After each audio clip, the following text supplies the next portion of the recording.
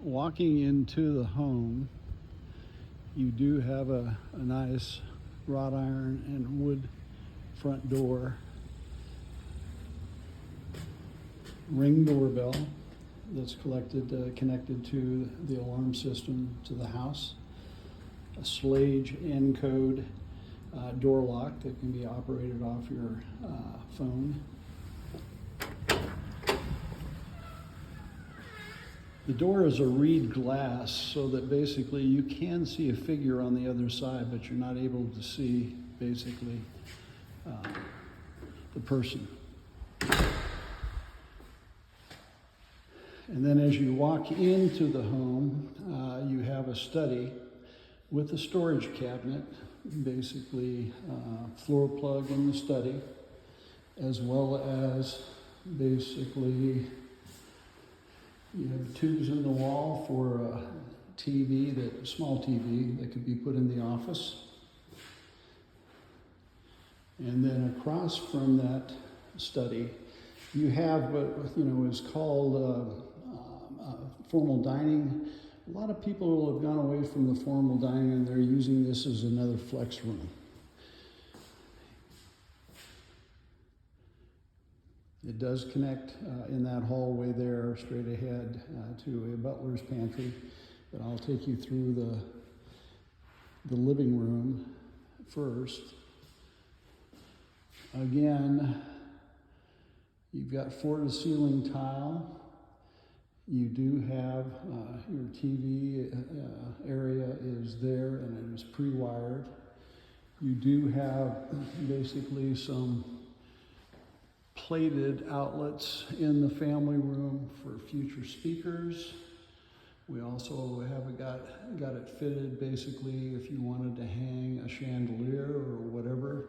Those are things that you can do. It basically, I've got the back door to the garage open, but that's kind of easy access, bringing groceries into what would be your pantry, utility, kitchen. This is your kitchen area. It's got a large eating area that we call the nook. You have fixed glass across the back. These are not single hung windows, they're fixed because they don't have to be. And it is a gas log fireplace, does go floor to ceiling. All the lighting in here is LED, so there is no replacement. Your kitchen is set up with soft close drawers, and all the cabinets in the home have handles. Your appliances are GE profile, double convection oven, microwave. Although we did step up and put in a monogram 6-burner gas cooktop. It's equipped with a profile dishwasher. And up above the island you have 3 plates that can be for future pendants if you wanted to have lighting over your island. That's another one of the things. And then I'll walk you down towards that area that I told you is a butler's pantry or additional cabinet for storage of things. This is the pantry, butler's pantry off of the kitchen. And this area would be the lead into that formal dining or a flex room. Your pantry is basically part of the exterior because it does have an exterior window in it, but it's basically kind of nice because you've got a walk-in pantry and with lots of light. The floor is all wood-looking plank tile, nice color. Your garage, as I mentioned earlier, is what we refer to as our Texas basement. You have 4-car, 2 16-foot doors, and you'll notice that you have quite a bit of area for storage. You've got a rainbird that controls your irrigation, so everything is basically on a timer. The trees are a little bit of shock because of the weather, and those basically are covered for 90 days after you close, so should they do die, we do replace. But the city of Keller basically makes us plant trees, even in the heat of summer, as part of their drainage final and going to get the certificate of occupancy. One of the other nice features in the garage is instead of, if you had problems with your water, instead of going out to the street to try to figure out where you would turn it off, you've got a valve in the garage, and this is how you turn it off. Nice feature. Inside of the garage, the doors are insulated. You know, here today it's close to 90 degrees, and I bet you in the garage here, we're probably, you know, maybe 70, 75.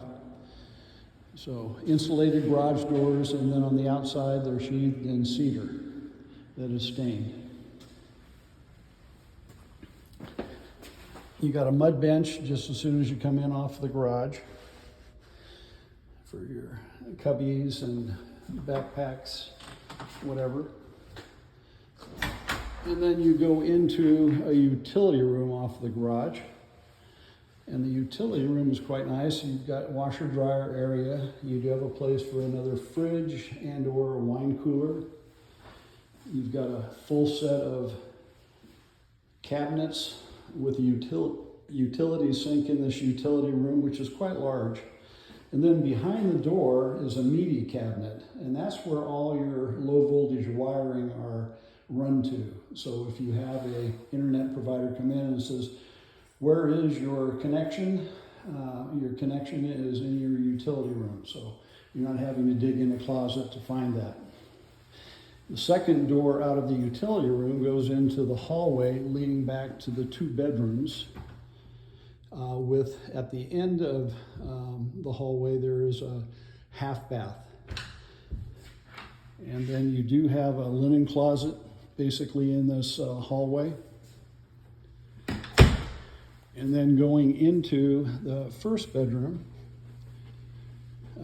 you are provided with a fan and light kit in our secondary bedrooms. You do have an expansive bedroom that could easily take a king-size bed. Your walk-in closet is basically with a shoe rack, and then you've got a couple of areas there, which is pretty good size. You're connecting the bedrooms with what we call the Jack and Jill. So basically, both bedrooms have vanities, and they are connected basically with the wet area. There's the other vanity for the other bedroom. But here you've got, this is the area that's shared, which is a toilet, a walk-in shower. Here's the other vanity for the other bedroom. Again, bedroom sizes are pretty good. And I gave you that handout, Pamela, so you'd be able to see what the dimensions are. Oh, I forgot to mention that in each of the bedrooms, we've basically done low voltage connections halfway up the wall. So if they wanted to put in a TV, you're not having to plug it in with the cable down at the bottom. You're able to connect it basically on the wall. Again, good size closet for the secondary bedroom with a shoe rack. And then we'll go back down the hallway.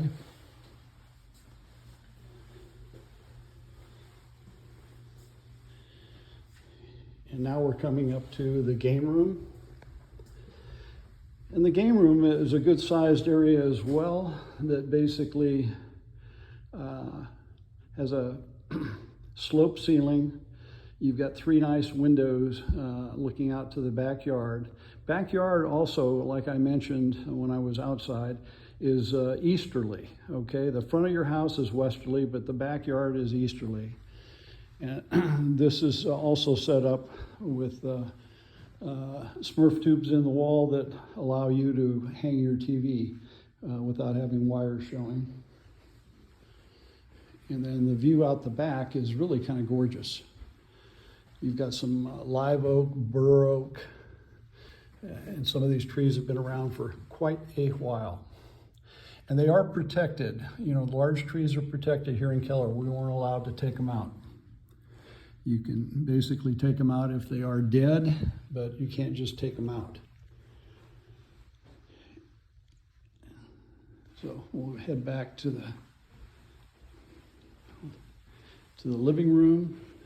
There's 2 units on this home that are 16 SEER, and they're connected to the Honeywell thermostats that can be operated off your phone. One on one side of the house, and then you have another off the master. But this is coming off the hallway from that game media. You do have a large patio. This is kind of L-shaped, and it is basically rough for a gas stub. You do have lighting in the back, and then you also have another outlet that you can put a fan on your patio if you'd like.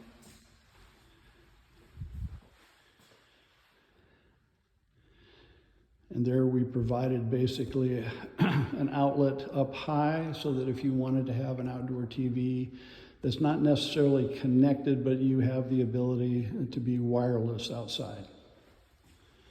And then this is just a panorama of basically standing in the nook.